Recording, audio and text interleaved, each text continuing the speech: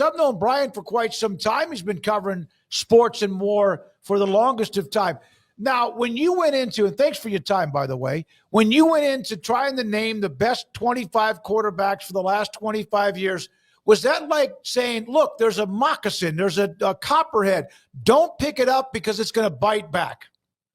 Yeah, there's definitely some fan bases that definitely push back at a lot of those rankings, but it was a difficult task. Working with my colleague Pat Forty. I mean, number one, it made us feel both incredibly old, knowing a lot of these quarterbacks and having seen a lot of them play, covering national college football for as long as we have. But it was a difficult task. It really was kind of splitting hairs, and I do regret leaving a lot of big names off of it. But you can only have 25 spots on there, so it was a difficult task.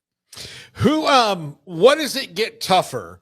Putting the guys towards the end, it seems like the middle maybe in these things kind of fills themselves out because you're like, okay, these guys are all about I can put them in the middle and I can say from 12 to 19, that's splitting hairs. But the top 10 and the bottom 5 are probably the hardest, right? I feel like it's every single spot. You're kind of like, all right, well, you're trying to weigh this guy's total career versus he had a phenomenal season. Hey, he won the Heisman Trophy. This guy didn't. You can kind of basically go down from 1 to 25, and it was difficult. I mean, you look at even down at the bottom spots. I mean, myself and Pat had a ton of conversations in terms of, hey, what about a lot of those air raid quarterbacks that were huge back in the 2000s that frankly put up some big numbers, maybe didn't accomplish what they should have in terms of like team success, but they probably were some of the best quarterbacks in the country. But hey, there's only 25 spots. It was just difficult from top to bottom. I feel like we felt pretty good on those first couple, but kind of after that, I mean, you honestly, it kind of depends. It's flavor of the month for a lot of these guys, depending on who you saw, who you were able to see in person. There was a lot of factors, and believe me, I don't want to do this task again until like 2050. Believe me that. Yeah, 25 years. It's no matter even if you had what would be a great list, you're just, again, it's not about getting the feedback, but it is also about getting the feedback. What are your thoughts? It got quiet the last, 24 or so hours with John Mateer in the story about Venmo and OU and gambling and whatever else. It seems like that's kind of just come to a screeching halt. Yeah, I think everybody understood that this is a big surprise on the radar there at Oklahoma, but they've done their due diligence. They talked with John Mateer. He obviously made a statement yesterday on social media. And look, I think this is more of a teaching point for a lot of head coaches out there to remind guys that there's nothing private if you're a college football player nowadays, especially at one of those major big time schools like Oklahoma. And, fans, media members, people are going to find your history on social media sites, on places like Venmo. Make sure number one of those things are private, but make sure you're also being aware of what's going on. And even these inside jokes that you might be making with friends, they can be construed in a different light. And especially nowadays, given the prevalence of gambling, not just in college football, but I think really across all of college sports right now. And so, it's definitely a story that kind of popped up on the radar and surprised a lot of folks, but definitely has died down. I think Oklahoma is very comfortable with kind of where the situation has ended up and what they've done in terms of looking into this matter and the background they've conducted with John Mateer.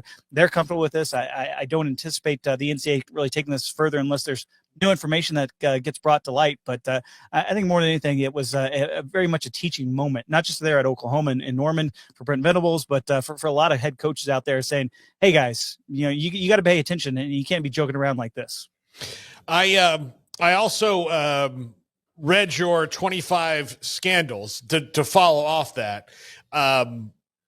Going back through, look, the number 2 is the Baylor scandal. We obviously, covered that extensively here. But some of these, like you read them and there's tons of, stuff that is true, like tragedy, Baylor, Sandusky, a lot of that stuff. And then there's some that you look at it now, NCAA sanctions against Reggie Bush, Jeremy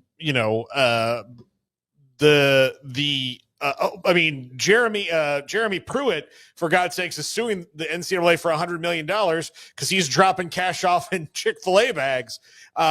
When you went through that, what was the most intriguing part of like making sure you stacked all those up?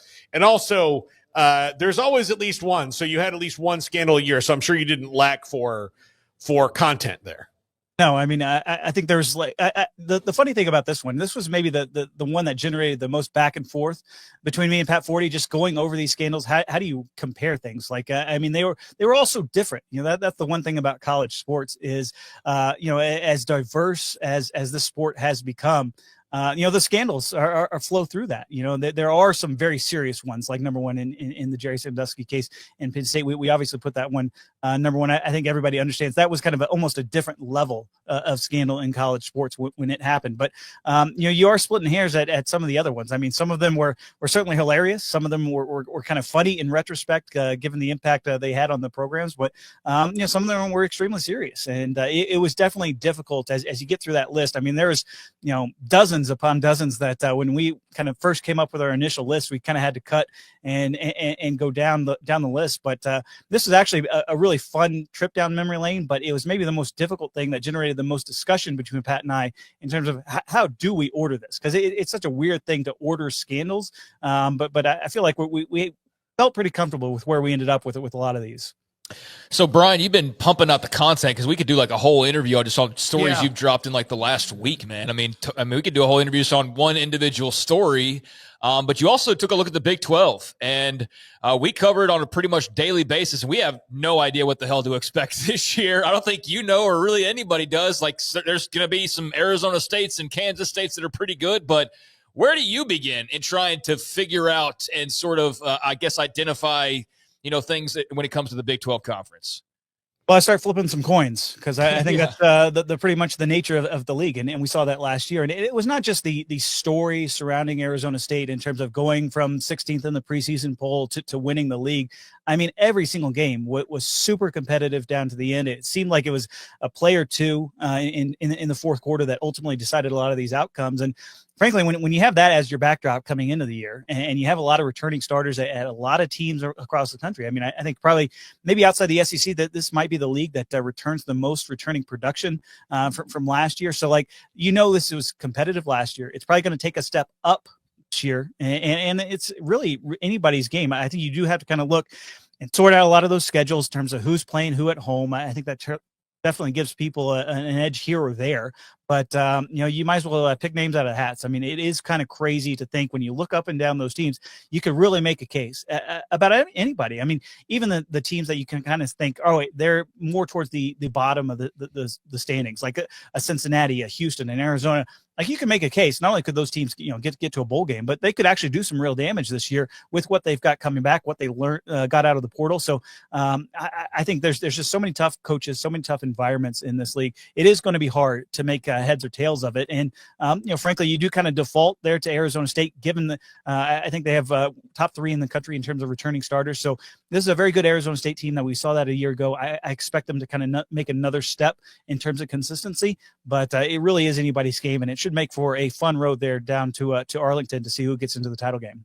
Of the teams that you expect to be and were inside the top 10, Bryan, is there somebody that's listed that you see as a danger zone that, man, they're getting too much? All of them are like they're all logos. They all, not all of them, but for the most part around that blue blood or in the blue blood. Is there anybody inside for the top 10 that you think, man, they're overmodulated right now as far as the ranking? Are you saying in the Big 12 or yeah, no, I'm sorry, in the top 25, the AP poll that was just released on Monday? Well, I mean, you look at the AP top 25. I mean, crazy as it is to think that this is the first time Texas has ever been the preseason number one. Which still blows me away. Blows my mind. You know, even you go back to all the historic teams, not only just in terms of when Mac was there and consistently cranking out a lot of those top, double-digit win type of seasons, but you go back to the Darrell Royal teams even before that. I mean, I think a lot of people, and especially inside that fan base that listens to your show religiously, knows that Texas has a little bit of an underachiever. But to hear that stat definitely blew my mind. But I think you could probably make a case, to be honest, for really anybody kind of in that top 7, top 8, not just to be the number one team in the country, but to really have a great shot at winning the national title. I mean, it feels almost as wide open in college football nowadays going into this season.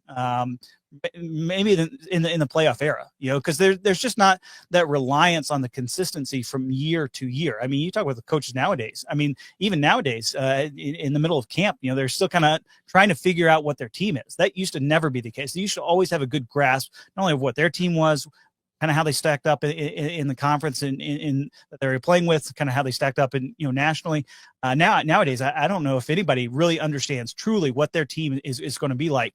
Yeah, sure, the Arizona States, the Illinois, those type of teams that return a lot of guys, maybe they have a better sense, but still, in this day and age of the transfer portal, in this day and age of where a lot of these games against these Power Four opponents are going to come down to that fourth quarter, this could be a wild ride. And I'm not saying it's 2007 like in terms of being a wild ride, but we could get some chaos, especially in the top 10, because I think there is a lot of teams that can go out there and win a lot of football games. What was it, the stat that we heard from Brett McMurphy earlier in the week? We had him on that.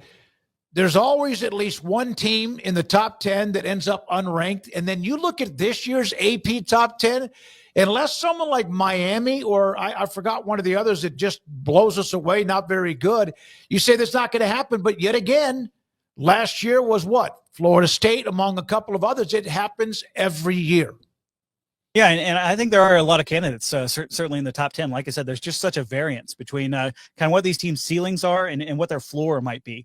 And, you look at like a team in Oregon. I mean, that's a team that has recruited well, obviously playing in the Big Ten, won the Big Ten, went undefeated in the regular season last year, return a lot of key guys, but also have to replace a lot of guys. And yes, they dipped into the portal. They got some great guys out of the portal, got some pretty high-end 5 stars out of high school as well.